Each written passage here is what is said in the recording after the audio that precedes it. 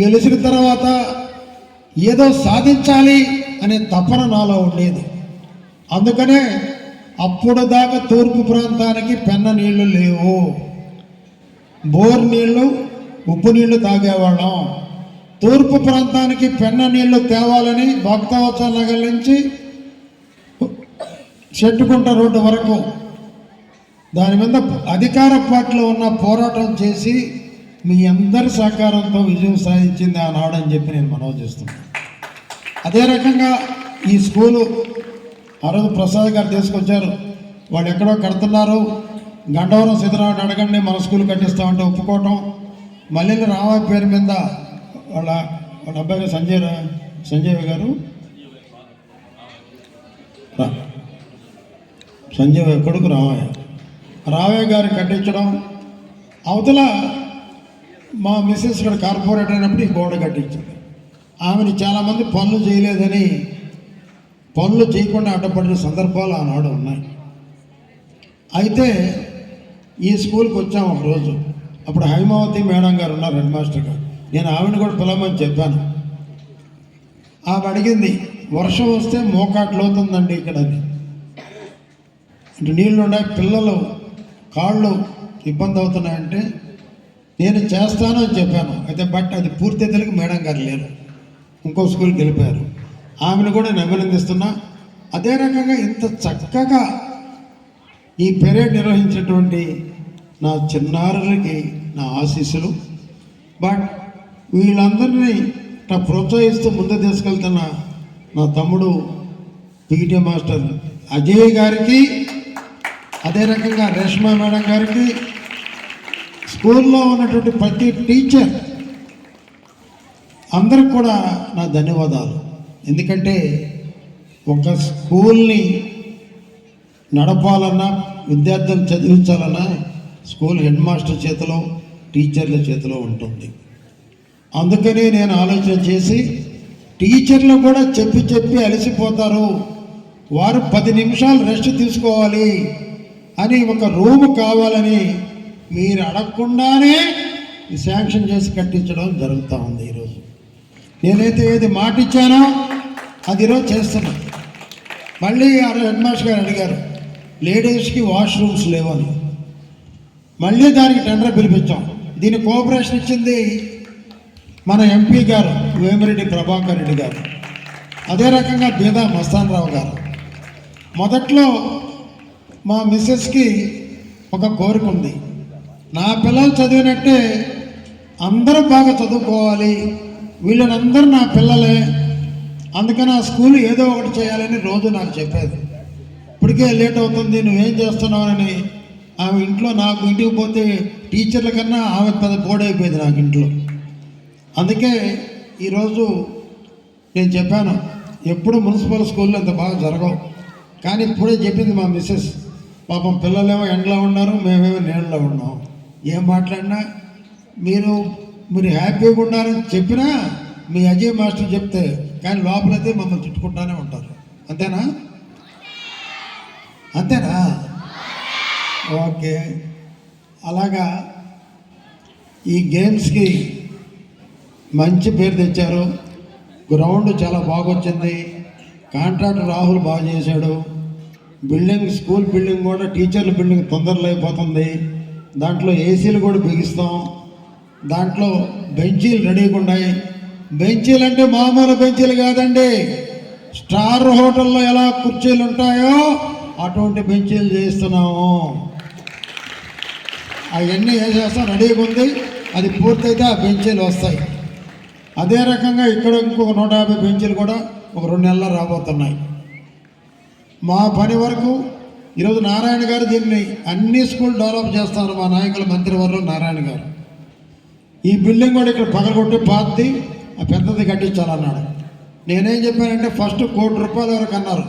సరే మా భార్య చేసిందని చెప్పాను. సరే అవతల 10-12 కోట్లు అన్నాడు. నా వల్ల కాదు సార్, నేను చేయించాల్సిన వరకు చేయిస్తాను, మేము స్టార్ట్ చేసాం, చేసి మీ చేతికి ఇస్తాం, మిగతా మీరు పూర్తి చేయమని చెప్పాం. అందుకనే ఈరోజు స్టార్ట్ అయింది. నిజంగా గ్రౌండ్ చూస్తే నాకు చాలా ఆనందం వేస్తుంది. చక్కగా ఉంది గ్రౌండు. ఈ పక్క చెట్లు ఏమన్నాను, ఆ టెంకాయ చెట్టు తీసి ఈ పక్క వేసి అక్కడ పొదొచ్చే చెట్టు ఏమన్నాను, ఎందుకంటే ఎండ లేకుండా సంవత్సరం కన్నా వెళ్తున్నారు. అదే రకంగా టీచర్లు ఎక్కువగా అభినందిస్తున్నాను. ఎందుకంటే ఒక గౌరవ స్థానం ఈ భారతదేశంలో కానీ ప్రపంచంలో ఒక టీచర్లకి. ప్రధానమంత్రి అయినా, రాష్ట్రపతి అయినా, ముఖ్యమంత్రి అయినా, ఎమ్మెల్యే అయినా, నేనైనా సార్ అని పిలిపించుకునేది ఒక టీచర్లు మాత్రమే. ఎవరైనా మీ దగ్గర చదువు చెప్పించుకొని పోయేవాళ్ళే.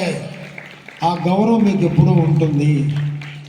టీచర్ వృత్తి అంటే ఒక గౌరవ వృత్తి అని చెప్పి నేను మనవి చేస్తున్నాను.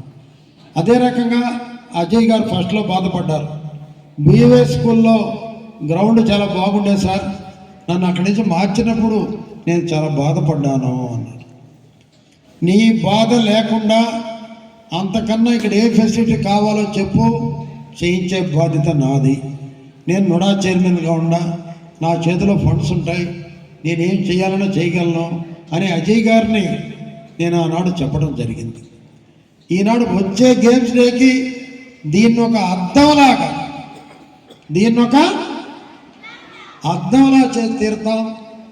రాబోయే 10th క్లాస్ ఎగ్జామ్స్ ప్రతి ఒక్కరూ అందరూ కూడా మంచి మార్కులతో, మంచి నాలెడ్జ్తో మీరు పాస్ కావాలని, ఈ స్కూల్కి మంచి పేరు తేవాలని, ఈ స్కూల్లో మీ హెడ్ మాస్టర్ గారికి, ఆయన తోటి ఉండే టీచర్లందరికీ, ఆటల్లో పీఈటీల మాస్టర్ అజయ్ గారు, రేష్మా గారికి ఒక మంచి పేరు తీసుకురావాలి. మీరు తీసుకొస్తారని నమ్మకం నాకుంది.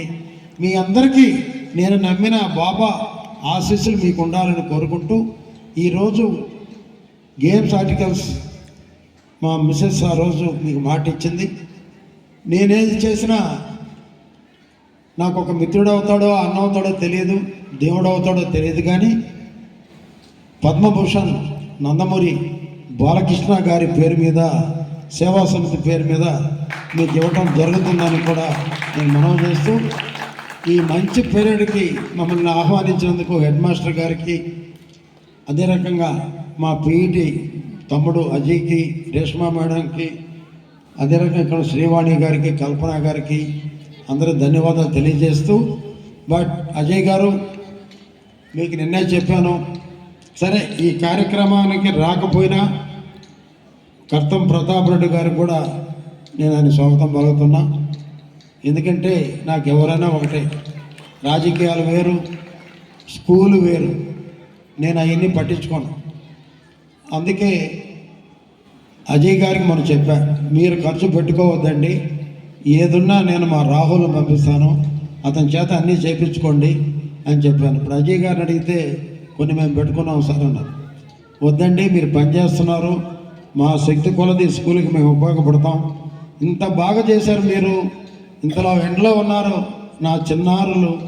ఒకప్పుడు మీలాగా నేను కూడా తిరిగాను, నేను కూడా మున్సిపల్ స్కూల్లోనే చదివా, ఆర్ఎస్ఆర్లో. నేను ఇలా కూర్చునేవాడిని, అయితే చదివాను కాదు, నేను బాగా చదువు అయితే పెద్దగా వచ్చేది కాదు. అయితే లా కాలేజ్ వరకు అయితే చదివాను, అది ఎట్లా చదివాను నాకే తెలియదు.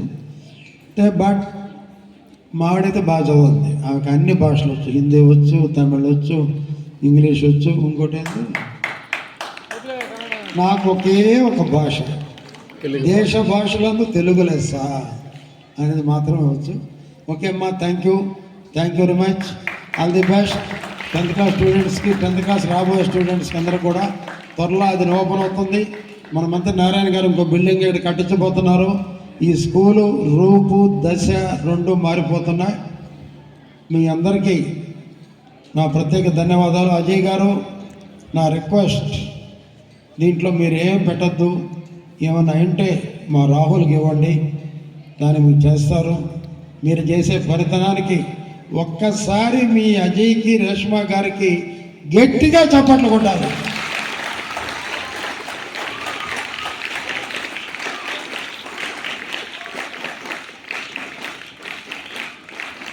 ఇంకోసారి నా కోసం.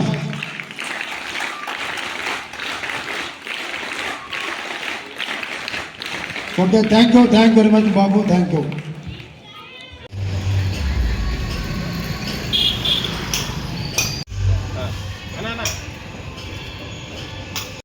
అవగాహన కల్పించడం మా బాధ్యత.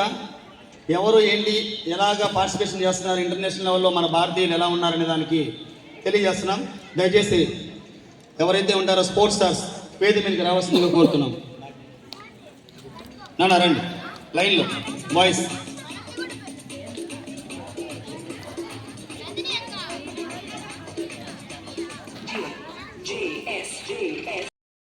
ఎంతమందికి తెలుసు PV Sindhu garu? Raise your hands. Good. PV Sindhu గారి పూర్తి పేరు పూసర్ల వెంకట సింధు. ఈమె 8 సంవత్సరాల వయసులో పుల్లెల గోపీచంద్ గారి ఆటలకి ఆకర్షితురాలై అదే పుల్లెల గోపీచంద్ గారి వద్ద శిక్షణగా చేరి ఆత్మవిశ్వాసం, పట్టుదల, దీక్షతో గురువు సాధించలేని ఎన్నో విజయాలని సాధించి భారతీయ పతాకాన్ని ప్రపంచ దేశాల్లో ఎగరవేసింది. 2016 రియో ఒలింపిక్స్లో భారతదేశానికి పథకాల కోసం అలటిల్లుతున్న సమయంలో భారత్కి ఖాయం చేసింది మన పివి సింధు. 2021 సంవత్సరం టోక్యో ఒలింపిక్స్లో కాంస్య పథకం సాధించి భారతదేశానికి గర్వంగా నిలబడింది. ఇలాగా ఎన్నో ప్రపంచ వేదికల్లో మన భారతదేశానికి కీర్తిని వెదజల్లింది. 2016 సంవత్సరంలో జాతీయ అత్యుత్తమ క్రీడా పురస్కారమైన రాజీవ్ ఖేల్ రత్న పురస్కారం అందుకున్నారు.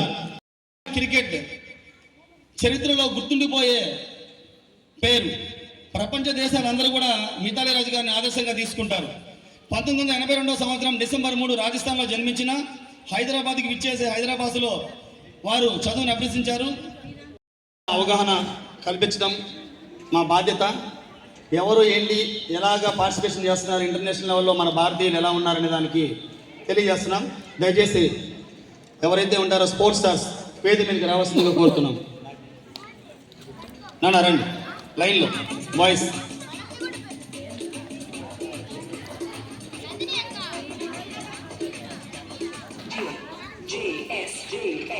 క్రికెట్ చరిత్రలో గుర్తుండిపోయే పేరు.